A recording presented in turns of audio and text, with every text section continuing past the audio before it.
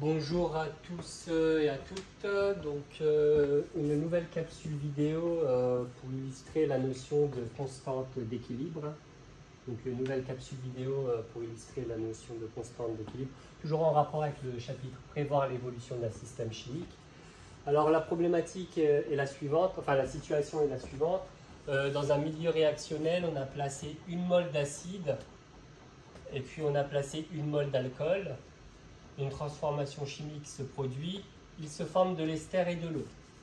Donc un équilibre, il s'agit d'un équilibre chimique.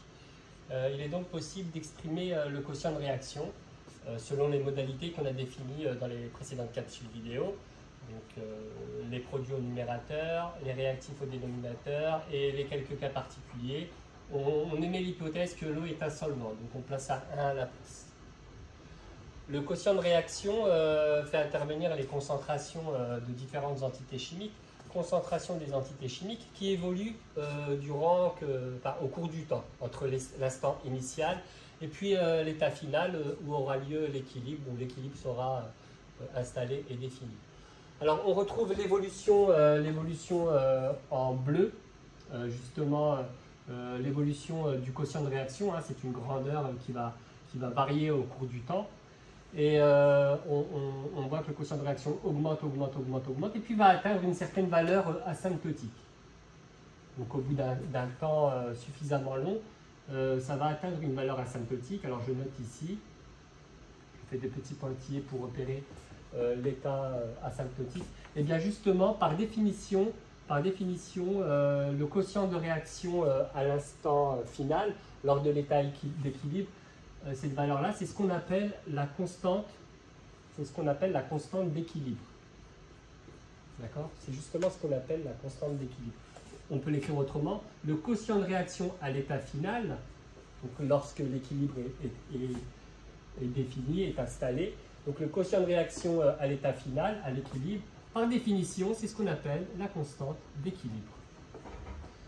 Alors la constante d'équilibre est une grandeur qui dépend uniquement de la température. Alors le T ici, c'est la température, pour indiquer que c'est une grandeur qui ne dépend rien d'autre que de la température. Alors justement, on va retrouver cette idée-là, le fait que la constante d'équilibre ne dépend que de la température. On considère toujours la même transformation chimique. Donc on considère toujours la même transformation chimique.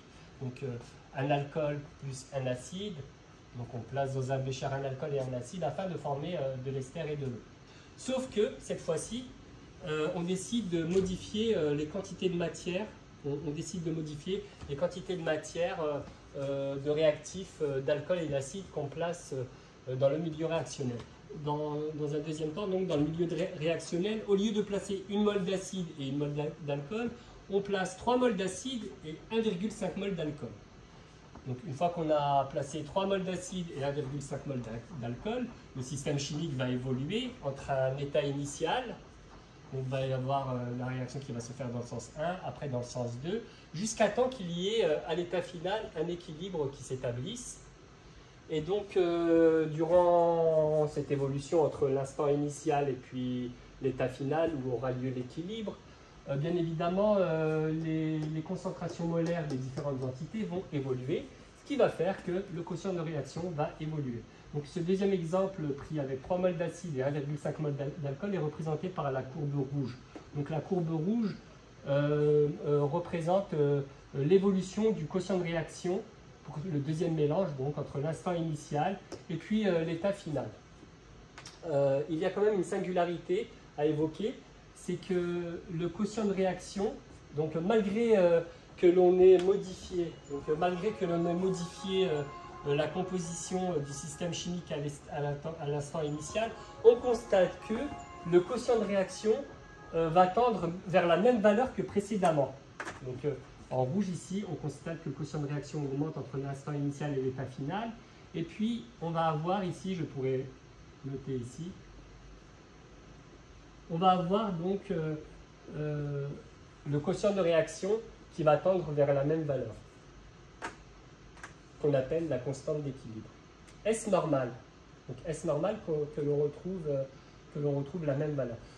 et que ça ne dépende pas de la composition du système chimique à l'instant initial? La réponse est oui, c'est normal, car en fait, il existe un catalogue qui répertorie les principales réactions chimiques. Donc il existe un catalogue qui répertorie les différentes réactions chimiques. Et en fait, pour la réaction considérée, chaque réaction chimique, là l'alcool plus l'acide, qui va former l'ester plus l'eau. En fait, cette réaction-là, qu'importe les quantités de matière, que l'on place dans le système réactionnel à l'instant initial, donc cette transformation chimique-là qui est prise en exemple, qu'importe les quantités de matière qu'on place dans le système chimique à l'instant initial, eh bien le quotient de réaction tendra toujours vers une constante tabulée qu'on appelle la constante d'équilibre. Alors, cette constante d'équilibre ne dépend pas de la composition du système chimique à l'état initial, hein, comme on vient de le voir. Par contre, sa valeur dépendra de la température.